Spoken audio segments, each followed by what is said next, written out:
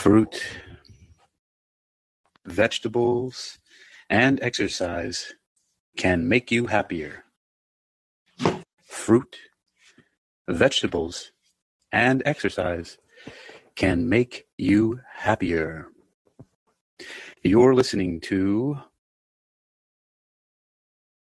Neuroscience News Reading, presented by Hakeem Alibokas Alexander on the Wisdom app for World Reading Club in association with UniquilibriuM.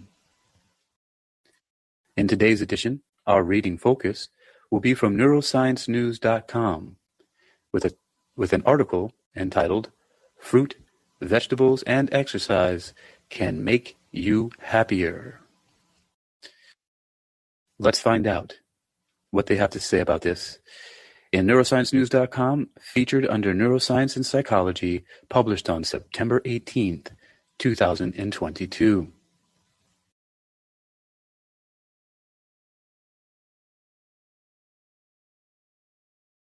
Summary. Good evening, Chris. Good evening. Good evening. Thank you for having me. I'm editing stuff on my Veterans Club Racing Association page on Facebook. Glad to be here. I think All right. that what you're talking about is really vital and important. I know my diet involves a lot of whole fruit and a lot of whole vegetables. I think a variety of them is important. So I'm here to hear what you have to say because you are very, very well versed in the nutraceutical world. By the way, guys, Chris Cavallo, I've had the pleasure of staying with him many nights, and the guy's a cook. He gets up there and just without even any fanfare, he goes up there, cooks some chicken, makes some sandwiches and vegetables. He definitely makes some healthy meals. I've been to his place. That quinoa is a staple that people should eat more often. I think that we always try to find some kind of grain here in America. The chicken and rice and brown rice has kind of come back. It's gotten more popular with young athletics and young bodybuilding. I think we need to really get people to get off of rice and really on the quinoa. I'm very, very, very adamant about that. Have been for many years. Quinoa's good stuff. Hey, Sarah, I saw you in the house and I saw your message. It just simply has more protein, It just has protein in it compared to no protein in rice. Exactly. Much more than just, the regular stuff. If anybody wants to read along, you can go to neurosciencenews.com and check out the article. Chris, just for snaps and craggles, I'm going to send you the link to what I'm reading right now. Just in case. I sent it to you on Facebook. And all right, without further ado, I want to get this done because earlier I read it, and when I was listening back to it, the audio was terrible. So here we go. Neurosciencenews.com. Featured article of the day is called Fruits, Vegetables, and Exercise Can Make You Happier. Summary. Consuming fruits and vegetables and exercise makes people happier, not the other way around, a new study reports. Increased happiness was associated with eating more fruits and vegetables in women and in exercising more in men. Source: University of Kent. New research led by the University of Kent and University of Reading has found that fruit and vegetable consumption and exercise can increase levels of happiness. While the link between lifestyle and well-being has been previously documented and often used in public health campaigns to encourage healthier diets and exercise, new findings published by the Journal of Happiness Studies show that there is also a positive causation from lifestyle to life satisfaction. This research is the first of its kind to unravel the causation of how happiness, the consumption of fruit and vegetables, and exercising are related rather than generalizing a correlation. The researchers, Dr. Adelina Geschwantner, Kent's School of Economics, Dr. Sarah Jewell, and Professor Uma Kambapati, both from the University of Reading School of Economics, used an instrumental variable approach to filter out any effect from happiness to lifestyle. It showed that it is rather the consumption of fruits and vegetables and exercising that makes people happy and not the other way around.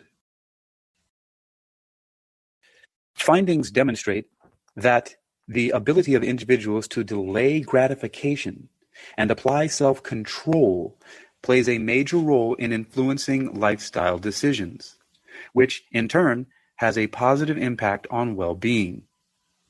The research also shows that men appear to exercise more and women eat more fruit and vegetables. With it being well known that lifestyle diseases are a leading cause of ill health and mortality worldwide, and the UK having one of the highest obesity rates in Europe, these findings could have significant implications for public health policy. Dr. Geschwantner said, "Behavioral nudges that help the planning self to reinforce long-term objectives are likely to be especially helpful in maintaining a healthy lifestyle. If a better lifestyle not only makes us healthier, but also happier, then it is a clear win-win situation." Professor Kambampati said, "There has been a bigger shift in recent years for healthier lifestyle choices. To establish that eating more fruit and vegetables and exercising can increase happiness as well as offer health benefits is a major development. This may also prove useful for policy campaigns around environment and sustainability." About this diet, exercise, and happiness research news. Author, Olivia Miller. Source, University of Kent. Contact, Olivia Miller, University of Kent. If you're reading this article on neurosciencenews.com, the featured image of a woman eating a green apple is in the public domain.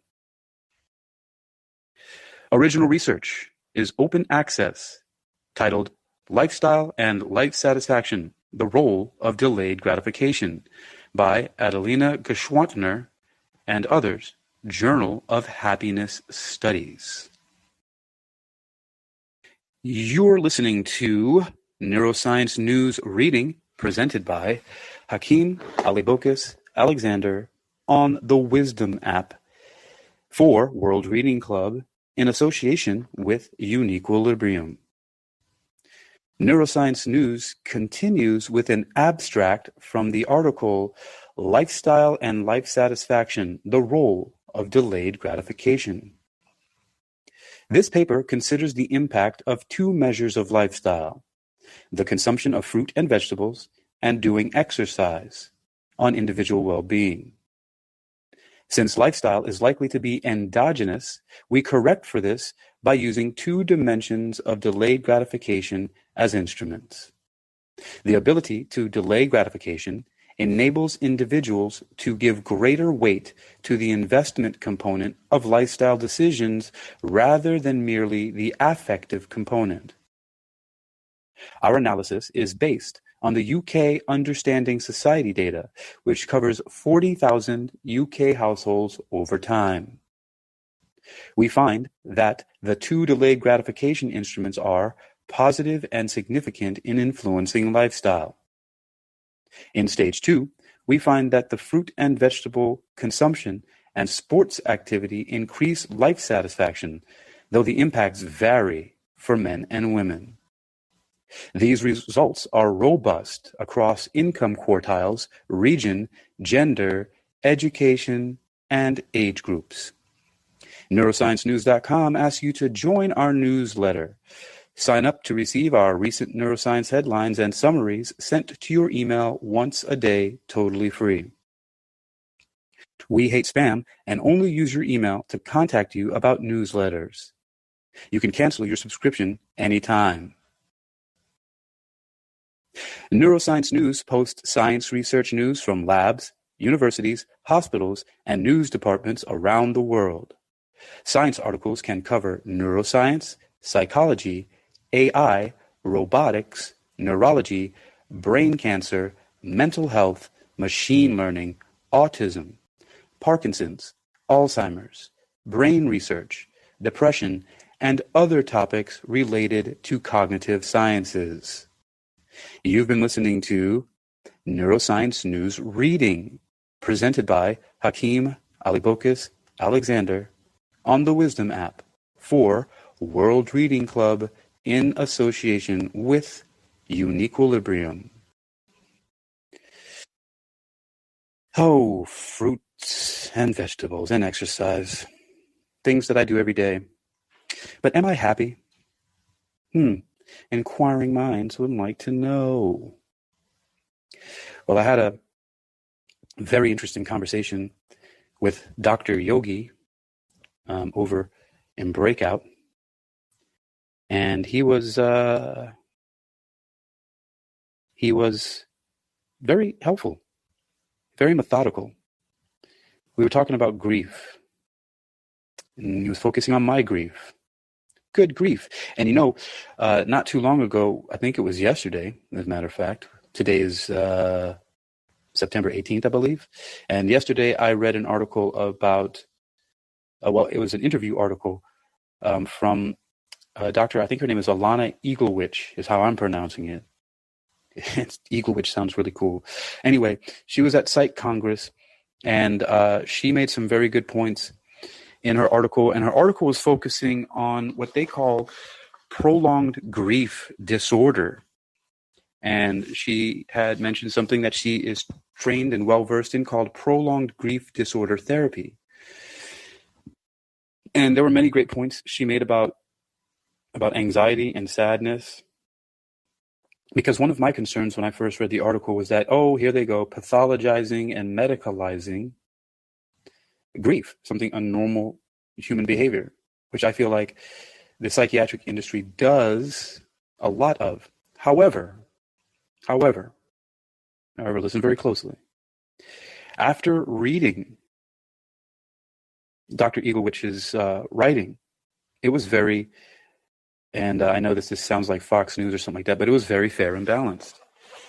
She really made some amazing points about that. She talked about how most people who are against putting a prolonged grief disorder into the DSM-5 TR were for the most part, arguing against it on a philosophical basis, whereas proponents of it have a different perspective on it. Anyhow, something she said, she's like, there's anxiety. Everybody experiences anxiety, but she says at some point we have to draw a line and call it an anxiety disorder. She's like, everybody gets sad from time to time, but up to a certain point, we have to draw a line and we have to call it clinical depression. And I really appreciate her perspective about that. It was, and just more about the article. So I'm pretty sure, actually I know it's in my my playbacks here, my playlist, that is. And man, I read so much neuroscience news. I'll find it, but look at my playlist. You'll see it's about prolonged grief disorder, PGD. Fantastic article. I think they have had me switching. I'm no longer opposed to everything psychiatry. It's a very fascinating thing that happens when you keep an open mind. Also, people try to come along and put all kinds of things inside your head when you keep an open mind, but still, keeping an open mind is fascinating. I have accomplished my goal this evening, which was to reread Fruit, Vegetables, and Exercise Can Make You Happier from neurosciencenews.com, because earlier I felt like it was an abject failure. So, but now, I feel like it's much better. And here we go.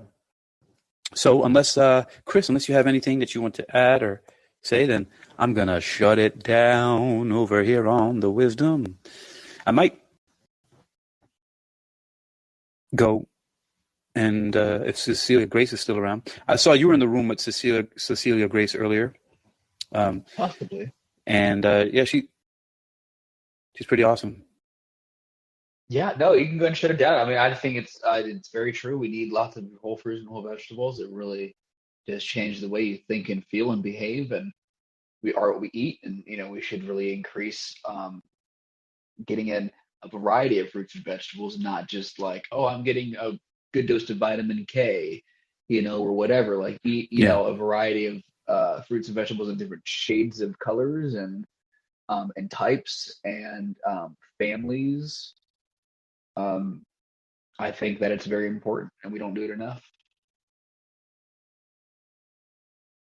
nice.